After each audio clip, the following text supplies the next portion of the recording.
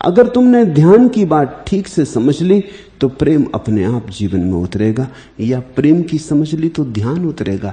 ये एक ही बात को कहने के लिए दो शब्द हैं। ध्यान से समझ में आता हो तो ठीक, अन्यथा प्रेम। प्रेम से समझ में आता हो तो ठीक, अन्यथा ध्यान। लेकिन दोनों अलग नहीं हैं। अकबर शिकार को गया था, जंगल में राह भूल गया, साथियों से बिछुड़ गया। सांझ होने लगी, सूरज ढलने लगा। अकबर डरा हुआ था, कहां रुकेगा रात। जंगल में खतरा था, भाग रहा था। तभी उसे याद आया कि सांझ का वक्त है, प्रार्थना करनी जरूरी। नमाज का समय हुआ तो बिछा के अपनी चादर नमाज पढ़ने लगा।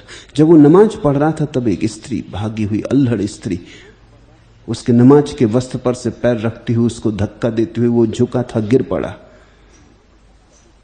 भागती हुई निकल गई। अकबर को बड़ा क्रोध आया। सम्राट नमाज पढ़ रहा है और इस अभद्र युवती को इतना भी बोध नहीं। जल्दी जल्दी नमाज पूरी की, भागा घोड़े पर, पकड़ा स्त्री को, कहा बदतमीज है, कोई भी नमाज पढ़ रहा हो, प्रार्थना कर रहा हो तो इस तरह तो अभद्र व्यवहार नहीं करना चाहिए। फिर मैं सम्राट हूं, सम्राट नमाज पढ़ रहा है और तूने इस तरह का व्यवहार किया। उसने कहा क्षमा कर, मुझे पता नहीं कि आप वहां थे, मुझे पता नहीं कि कोई नमाज पढ़ रहा था। लेकिन सम्राट एक बात पूछनी, मैं अपने प्रेमी से मिलने जा रही हूं तो मुझे कुछ नहीं दिखाई पड़ रहा।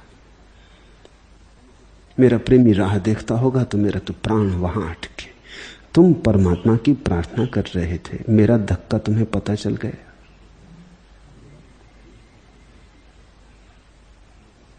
ये कैसी प्रार्थना? ये तो अभी प्रेम भी नहीं है, ये प्रार्थना कैसी? तुम लवलीन न थे, तुम मंत्र मुग्ध न थे, तुम डूबे न थे, तो झूठा स्वांग क्यों रच रहे थे? जो परमात्मा के सामने खड़ा हो उसे तो सब भूल जाएगा। कोई तुम्हारी गर्दन भी उतार देता तलवार से तो भी पता ना चलता। तो प्रार्थना, मुझे तो कुछ याद नहीं, क्षमा करें। अकबर ने अपनी आत्मकथा में घटना लिखवाई है और कहा कि उस दिन मुझे बड़ी चोट पड़ी। सच में ही ये भी कोई प्रार्थना है? ये तो अभी प्रेम भी नहीं।